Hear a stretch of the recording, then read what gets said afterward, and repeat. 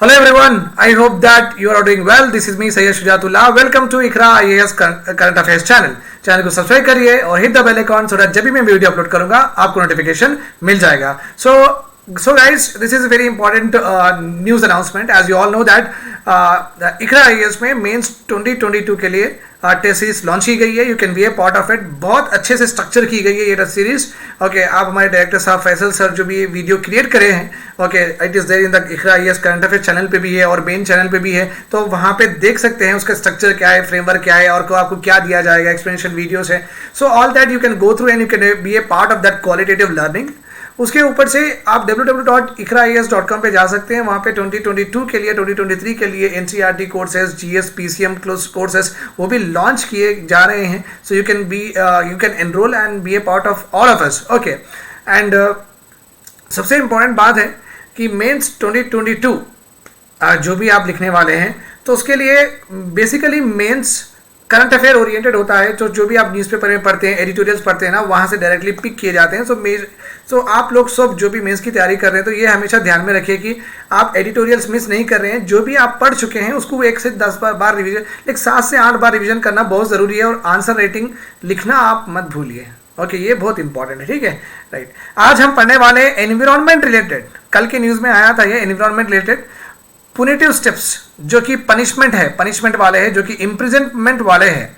अगर आप environmental law के अगेंस्ट कुछ वायलेशन करते हैं, अगर आपसे गलती से वायलेशन हो जाता है एनवायरमेंटल लॉ, या आप इंटेंशनली भी या डिलिबरेटली एनवायरमेंट लॉज को इग्नोर करके आप प्रोडक्शन करते हैं या कुछ प्रोसेस करते हैं, तो पहले क्या था, पनिशमेंट था, आपको इम्प्रिजन में भेजा जाता था. ओके, मीन्स जेल भी होती थी. तो रिसेंटली गवर्नमेंट ऑफ इंडिया ने ये स्टेप लिया है कि अभी एनवायरमेंटल वायलेशंस को पनिशमेंट नहीं देंगे, पुनिटिव पनिशमेंट नहीं देंगे, नथिंग बट जेल नहीं भेजेंगे. फाइन का जो भी है ना उसको इंक्रीज किया गया है. फाइन इंक्रीज किया गया. अगर आप एनवायरमेंटल वायलेटर हो जाते हैं तो आपको फाइन ज़्यादा देना पड़ेगा, बट इम्प्रिजनमेंट नहीं है अभी. तो वो एक चेंज है, उसके बारे में थोड़ा बहुत अपन डिटेल पढ़ लेंगे. उसके बाद में very very very important question that we are going to see model question and answer है माय डियर स्टूडेंट्स. तो एविएशन सेक्टर में ऑलरेडी एक बार क्वेश्चन पूछा गया है, हमेशा याद रखिए. आप देख लीजिए 2021 का मेंस पेपर भी देख लीजिए. वहाँ पे आपको फार्मास्यूटिकल इंडस्ट्री के बारे में पूछा, एक बार टेक्सटाइल इंडस्ट्री के बारे में पूछा, एक बार लेदर इंडस्ट्री के बारे में पूछा, एक बार फूड प्रोसेसिंग इंडस्ट्री के बारे में पूछा. तो यूपीएससी की एक हैबिट होती है कि जो भी इंडस्ट्रीज अपने पास अपने किताबों में, बुक्स में लिखे हुए होते हैं, उनमें एक question, 2 question definitely 24 marks, like 12 साढ़े 12 के 2 आ जाते हैं, तो 25 मार्क्स आपको यूं ही मिल जाएंगे. तो aviation sector, you know that अब हम एविएशन में एयर इंडिया हमारी एक सोल पब्लिक सेक्टर कंपनी थी, हम उसको भी बेच दिए अब टाटा वालों को, राइट. तो क्यों ऐसा हुआ?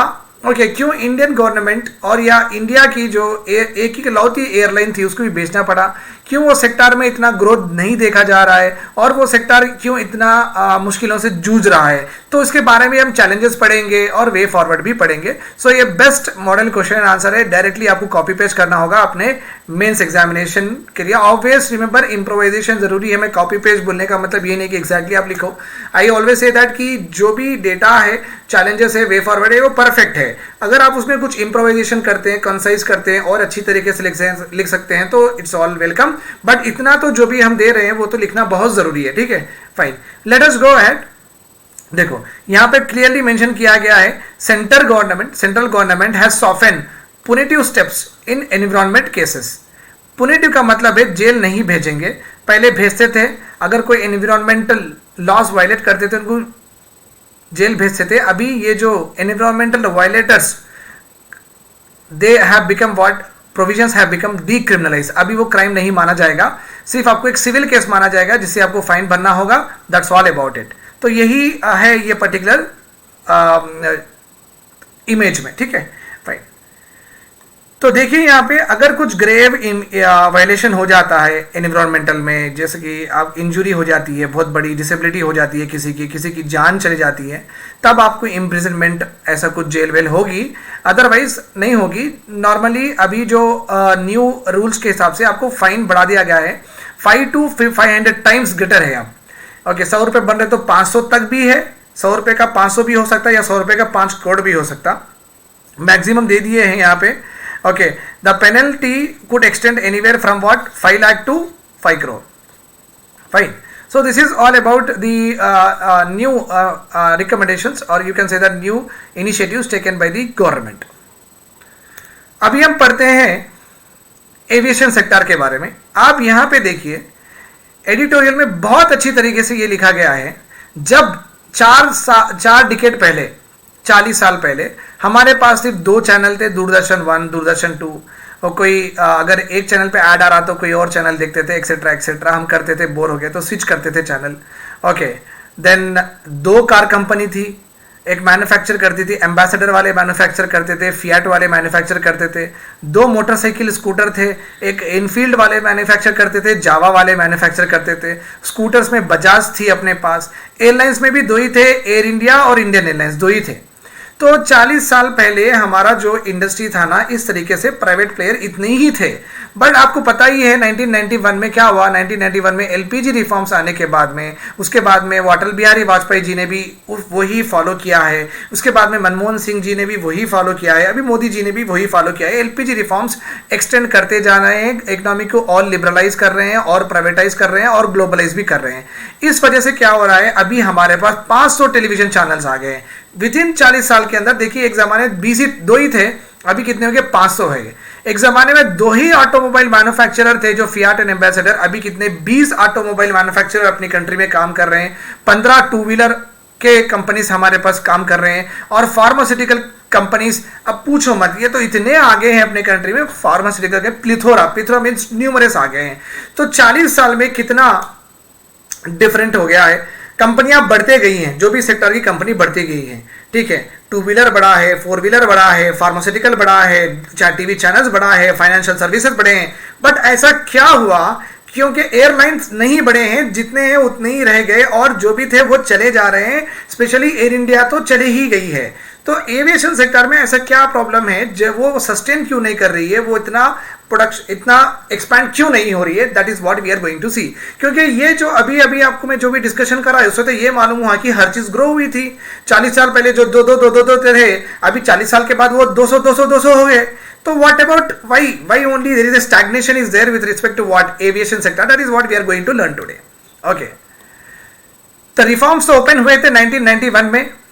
ओके, एंड लाइसेंस राज को एंड किया गया था. Monopoly of Indian airlines and air India also change. बहुत सारे एयरलाइंस आगे थे, प्राइवेट सेक्टर एयरलाइंस आगे थे. ठीक है, जेट एयरवेज आगे थे, सहारा एयरवेज आगे थे. ठीक है, तो ये पूरे आगे थे. तो बट ये भी कम ही थे. कितने थे, 4-5 ही समझो, इतने ही थे. उससे क्या होगा, कार्टेलाइजेशन हो गया. क्या हो गया, कार्टेलाइजेशन का मतलब है ये पूरे मिलके, एक कार्टेलाइजेशन का मतलब है इनफॉर्मल ग्रुपिंग. ये जो एयर इंडिया, इंडियन एयरलाइंस, ये जेट एयरवेज, ये सहारा एयरवेज, ये पूरे मिलके क्या करे, नहीं हम इतने ही रखेंगे रेट, इससे कम नहीं करेंगे एक्सेट्रा. वो अपने आप में एक सहमति में आ गए. इनफॉर्मल, जो कि ऑफिशियल नहीं है, अनऑफिशियल, वो क्या करे, एक इनफॉर्मल कार्टेल बना के रेट्स कंट्रोल करना शुरू करे. उसके वजह से क्या हो गया मालूम, एयर प्राइसेस बहुत कॉस्टली होते थे एक जमाने में. उसके बाद में क्या हो गया, चेंज ऑफ कॉन्सेप्ट हो गया. ओके, अभी हर एयरवेज चाह रही है कि कम से कम में टिकट दें. Okay, the concept towards low cost airline started in India took shape in 2003 में. 3 से लेके जो भी एयरवेज है, जो भी एयरप्लेन कंपनी है, वो लोग कम से कम देने की कोशिश कर रहे हैं. उससे पहले तो बहुत ज़्यादा देते थे. ओके, तो कॉस्ट बैरियर तो ओवरकम हुआ है कि कम करने पे वो सोच रहे हैं. There was a explosion in demand and common man could think of flying. तो उस कम करने के फेयर से क्या हो गया, ओके, फेयर कम करने से बहुत सारे लोग अब टिकट खरीदते हैं, और बहुत सारे लोग सोच भी सकते हैं कि हम जाएं, हम एक ना एक दिन एरोप्लेन में बैठेंगे. आपको एक दे तो मैं इकरा ASU कानपुर में जब क्लासेस लेने गया था, तो मैं देखा कि इट्स नॉट कि अभी एयरवेज जो भी है ना, it's not related to only elite class. मेरे पास जो बैठे हुए थे साहब, वो कारपेंटर साहब थे, और दूसरे साइड जो बैठे हुए थे वो सुपरमार्केट के थे. तो आप समझिए कि आज एयरवेज कहाँ तक पहुँच गया है कि कॉमन मैन भी जा सकता है. क्योंकि यहाँ से मुझे हैदराबाद से दिल्ली जाने के लिए मुझे 6,000 ही हुए थे, तो कितना कम हो गया. तो पहले तो 18,000 20,000 से कम टिकट ही नहीं मिलता था. ओके, तो कॉस्ट जो बैरियर था लोगों को फ्लाई करने के लिए, वो बैरियर हम 2003 के बाद में निकाल दिए हैं. अलॉन्ग विथ क्या हो गया, लिबरलाइजेशन होने के वजह से बहुत सारे एयरलाइंस भी अपने इंडिया में आगे फिर वो एक दूसरे से लड़ना शुरू करे, मतलब कंपटीशन करना शुरू करे। वो कंपटीशन में क्या है और अच्छी सुविधाएं मिलने आने लगे हैं कंज्यूमर्स को। बट इतना अच्छा होने के बाद में भी क्यों अपना एयरवेज सेक्टर जो एयरप्लेन सेक्टर है वहीं पे का वहीं है, जो भी है वो चले जा रहे हैं, जो एयर इंडिया तो बेच नहीं पड़ा। ऐसा क्यों हो गया है? देखिए, why Indian aviation has become the sick man of India. जब टू व्हीलर ग्रो करा है 40 साल के बाद, ओके, फोर व्हीलर ग्रो हुआ है, फार्मास्यूटिकल ग्रो हुआ है, फाइनेंशियल सर्विसेज ग्रो हुआ है, बॉन्ड मार्केट ग्रो हुआ है, ठीक है, और जो भी है एंटरटेनमेंट सर्विसेज ग्रो हुए हैं, हर चीज का ग्रोथ हुआ है। बट क्यों एविएशन सेक्टर एक बूढ़ा मरीज के जैसा अभी तक वहीं पे है? ओके, पहली बात है चोकिंग रेगुलेशंस। अपने एविएशन सेक्टर में जो रेगुलेशंस और रूल्स गवर्नमेंट देती है वो बहुत हिंड्रेंस, चोकिंग का मतलब है ऐसा रुक जाना, ऐसा। तो वो रेगुलेशंस बहुत चोकिंग रहने की वजह से भी लोग इन्वेस्ट ज्यादा नहीं कर रहे हैं। टफ एंट्री बैरियर्स, अगर कोई नई कंपनी एयरलाइंस लाना चाहती है इंडिया में, तो बाहर की कंपनी, तो उसको बहुत एंट्री बैरियर्स बेयर करना पड़ रहा है। फ्यूल प्राइसेस भी बहुत हो रहे हैं, उसके ऊपर से टैक्सेस भी और ज्यादा हो रहे हैं। Inefficient public sector airports, okay, public sector means government के पास एयरपोर्ट्स ही नहीं है, पहली बात तो एक ही था। तो गवर्नमेंट के पास एयरपोर्ट नहीं रहने की वजह से क्या हो गया, मोनोपोली हो गई एयरपोर्ट्स की। ओके, कोई एक पर्टिकुलर एरिया में यही एयरपोर्ट काम कर रहा है, पर्टिकुलर एरिया में यही एयरपोर्ट काम कर रहा है, और वो कंपटीशन के बेसिस पे नहीं कर रहे हैं प्राइसेस डिसाइड एयर टिकट्स के, वो अपने आप से, हाँ हमें इतना प्रॉफिट करना है ना, इतना ग्रो करना है, तो यही रहेगा price. So this is called as monopoly. When the seller fixes the price on its own without considering the demand and supply, or without considering the market forces how they are behaving, that is called as what monopoly. Okay, so competition तो है ही नहीं, absence of robust competition होने की वजह से बहुत सारे airlines अभी मोनोपोली पे चल रहे हैं। Frequent and knee jerk changes आ रहे हैं। गवर्नमेंट कभी कभी बोलती है ये करिए, कभी कभी बोलती है वो करिए, तो फ्रीक्वेंट चेंजेस, पॉलिसी में चेंजेस आने के वजह से भी ट्रस्ट ऑफ इन्वेस्टर्स उतना नहीं रह रहा है, उतना रिलायबल नहीं रह रहा है।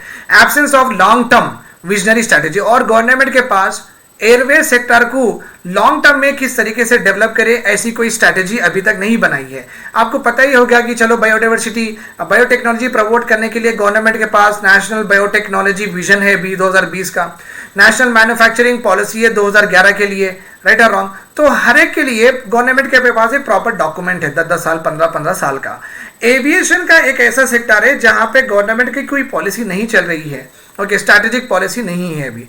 ओके, स्टार्टअप इंडिया जो शुरू करे थे मोदी जी ने, बहुत अच्छा चला है, लॉडेबल है, बहुत कंपनीज ये स्टार्टअप इंडिया को लेके ओपन भी हुए हैं। बट क्या हुआ, स्टार्टअप इंडिया से फायदा ज्यादातर हुआ है हाईटेक कंपनीज को हुआ है, रोबोटिक, आर्टिफिशियल इंटेलिजेंस, आईटीईएस, उनको एक हुआ है फायदा।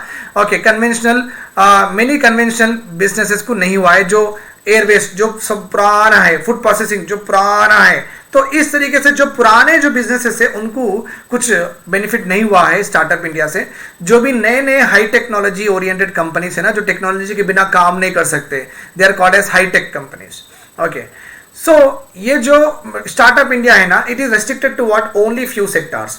सो गवर्नमेंट के it is not spreading to what, it is not spreading to other areas of economy like aviation रहो, टूरिज्म रहो, वहां पे नहीं जा रहा है। पैसेंजर एयरलाइंस और air cargo overcome geography and connect remote areas are alienated from the mainstream।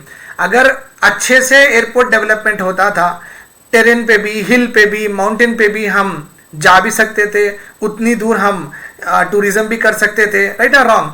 तो जब दूर दूर के एरिया, रिमोट एरियाज और ऊपर हिली एरियाज, जब हम उनसे कनेक्टेड ही नहीं है, तो वो लोग मेन स्ट्रीम में कैसा आए, वो लोग अपने प्रोडक्ट कैसा बेचें, और हम उनके प्रोडक्ट कैसे खरीदें, क्योंकि इतना ज्यादा डिस्कनेक्ट है, हम वहां तक पहुंच ही नहीं पा रहे हैं, वो यहाँ तक आ ही नहीं पा रहे हैं। तो समझो कि आप वही लोकलाइज मार्केट में ही काम कर रहे हैं, जो एरिया में वो है वहीं पे बेच ले रहे हैं, वहीं पे खरीदी कर ले रहे हैं, तो उनके लिए मार्केट रीच बहुत छोटा हो गया है।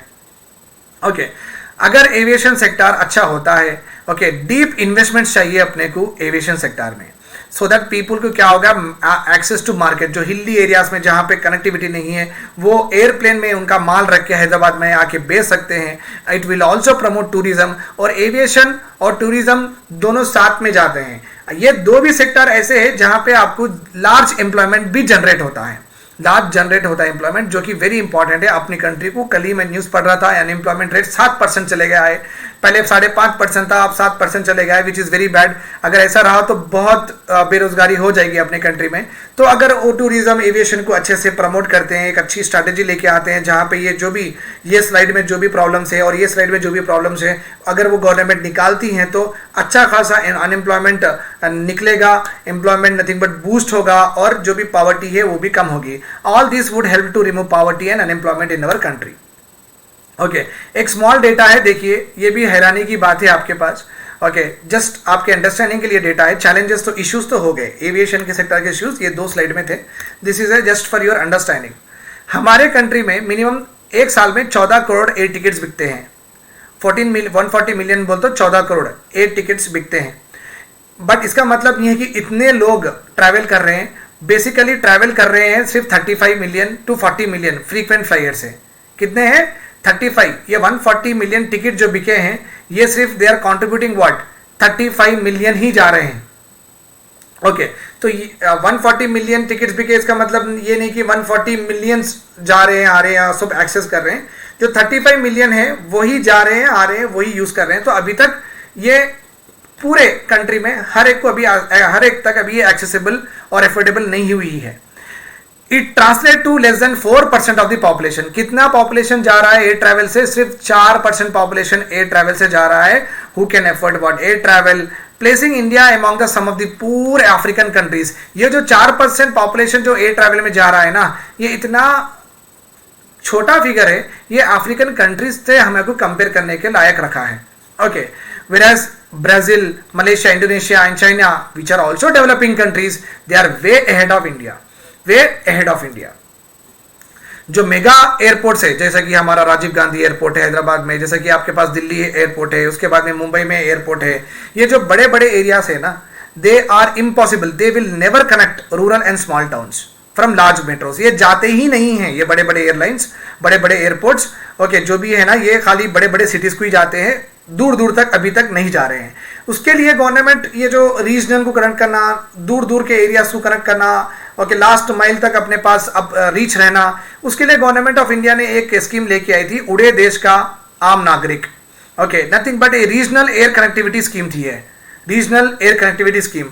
बट ये भी प्रॉपरली फुल डिफिकल्टी पे चल रही है। इट इज नॉट ऑप्टिममली यूटिलाइजिंग, ये रोबस्ट तरीके से डेवलप नहीं हो रहा है। उड़े देश का आम आदमी, ये जो स्कीम है अभी तक उसकी फुल पोटेंशियल पे काम नहीं कर रही है, बहुत सारी डिफिकल्टीज फेस कर रही है, बिकॉज जो कॉस्ट है वो कॉस्ट उनको जम रहा नहीं।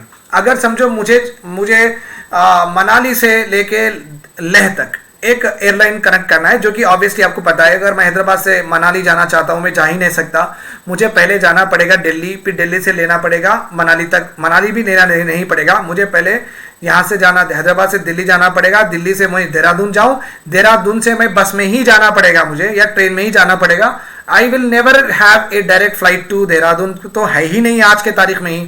ठीक है, अगर कोई चाहता है कि आप में से कोई, चलो भाई मैं बनाऊंगा मनाली से लेह डिस्ट्रिक्ट तक, या मनाली से मुसौरी तक, आप अगर एक एयरलाइन शुरू करना चाहते हैं, जो एयरलाइन का जो कॉस्ट है, ओके, वो मेंटेन करने का जो कॉस्ट है और जो आपकी टिकट की प्राइसिंग रहेंगी वो मैच नहीं होगी, तो आपको उतना मज़ा नहीं आएगा। मज़ा क्या, आप लॉसेस में चले जाएंगे।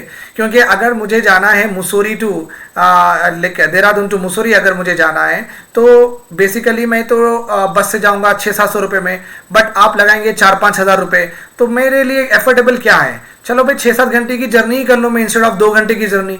2 घंटे की जर्नी ये वैसे भी नहीं होगी, बट ये पहले चेक इन करना, इमिग्रेशन एक्सेट्रा होता ना, राइट। तो फिर 2 घंटे के बजाय मैं 6 घंटे में चले जाने का प्रीफर करता हूँ, राइट। तो कॉस्ट अलाउ नहीं करने की वजह से क्या हो रहा है, उड़े देश का हर आदमी, ये जो रीजनल एयर कनेक्टिविटी स्कीम है ये उतनी अच्छे से नहीं बढ़ रही है, क्योंकि जो इन्वेस्टर करना चाह रहे हैं उनको वो कॉस्ट जम नहीं रहा है, प्रॉफिट आएगा नहीं उनके लिए। अभी वे फॉरवर्ड देखिए, वे फॉरवर्ड एक एग्जाम्पल से बताया गया है, ये तो एस्टोनिशिंग है, ये तो अमेजिंग फैक्ट भी आप समझ सकते हैं। हांगकांग का जो एयरपोर्ट है, हांगकांग, सिर्फ एक एयरपोर्ट हांगकांग का, ओके, उसकी कैपेसिटी टू कैरी, जितना वो गुड्स एक जगह से दूसरी जगह लेके जाता है, that is more than India's overall 100 airports put together.